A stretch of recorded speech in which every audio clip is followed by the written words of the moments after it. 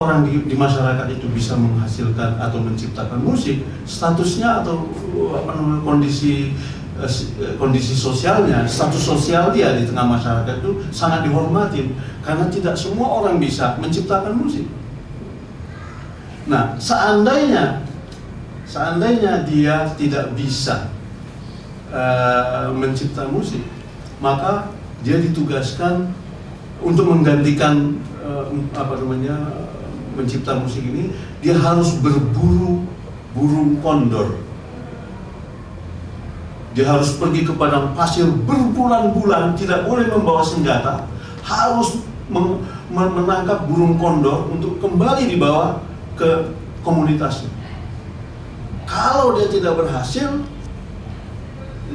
tidak juga berhasil dengan burung kondor, ujung-ujungnya adalah dia menjadi pengumpul air laut untuk membuat garam.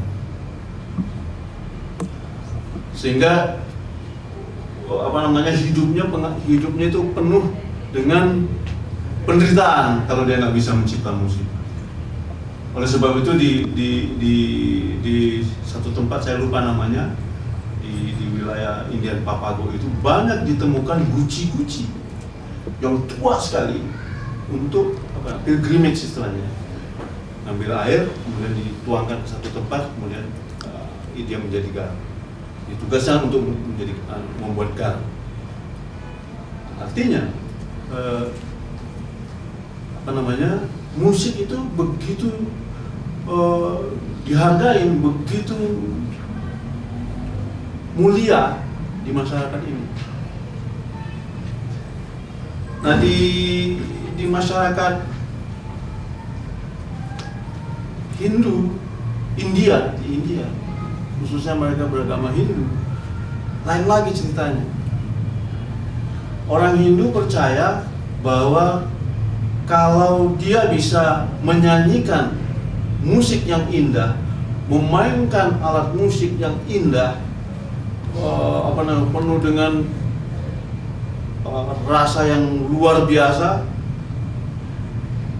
maka pada hakikatnya dia sudah menjelmakan Brahma di dalam musiknya. Artinya musiknya adalah Brahma, musiknya adalah Tuhannya, antara dua kutip seperti itu.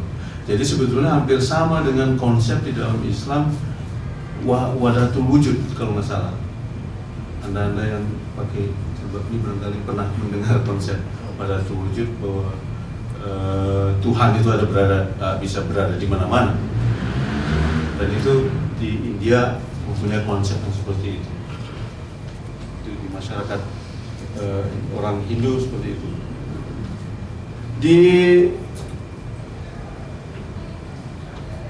Di dunia barat, musik sangat diistimewakan.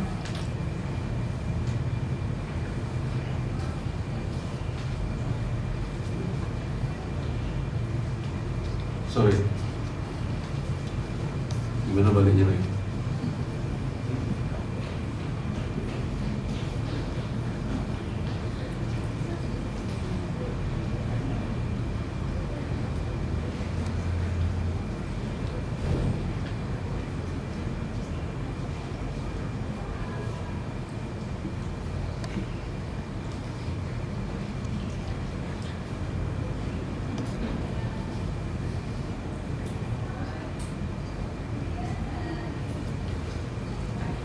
Nah, keistimewaan musik di dunia barat itu sebagian sarjana menganggapnya ini sebagai sebuah fenomena yang aneh dan kontradiktif.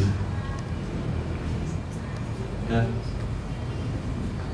Musik dianggap sebagai sesuatu yang pencapaian dunia intelektual dan spiritual yang sangat tinggi sekali. Begitu kata sejumlah pandangan, sampai Bapak sosiolog Barat yang namanya Max Weber itu menulis ini sangat panjang sekali tentang musik begitu dihormati.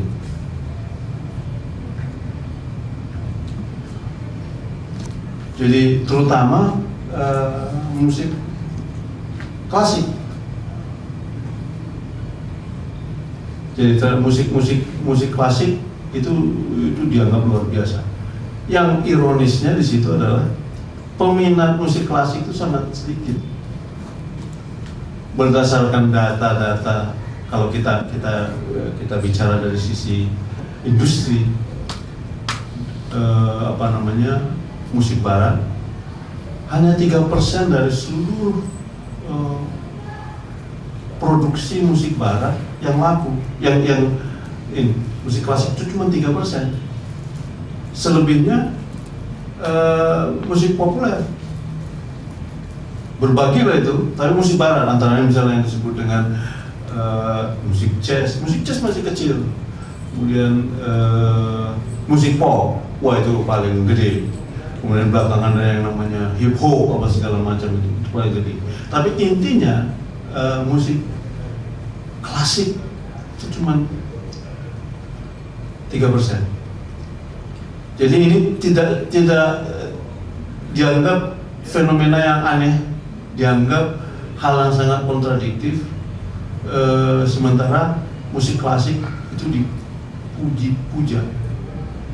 Dan yang lebih menarik lagi adalah dalam studi, dalam dunia akademi, musik klasik barat itu dipelajari oleh sebuah terminologi, sebuah bidang ilmu yang namanya musikologi. Musikologi yang melakukan pendekatan studi kesejarahan musik barat, ya kan? Apakah musikologi mempelajari musik pop barat? Tidak dipelajari musik pop. Jadi musik di luar musik klasik barat dipelajari oleh satu kelompok ilmu yang memberontak dengan pandangan ini yang namanya etnomusikologi. Nah, etnomusikologi termasuk dia mempelajari musik-musik pop barat. Bahkan belakangan ini saya mendapat sejumlah literatur tentang analisis etnomusikologi terhadap jazz performer, performance musik jazz. Tokoh besar dalam etnomusikologi yang meneliti musik yang filmnya saya putar tadi namanya Paul Berdino. Dia menulis sejumlah buku tentang analisis melodi atau penggunaan harmoni dalam musik jazz.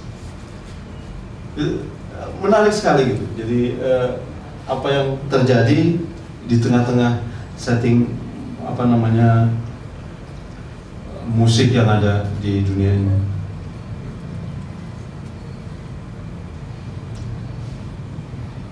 Nah,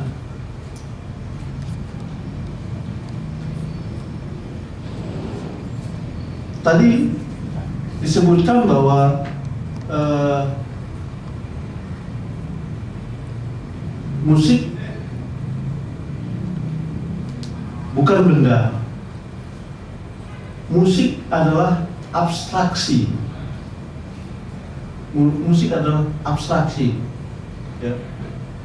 Jadi kalau abstraksi yang muncul dari aksi, dari kegiatan, dari suatu kerja. Kalau saya ini contohnya seperti ini, musik. Ya, ini musik. Kadang lagi musik.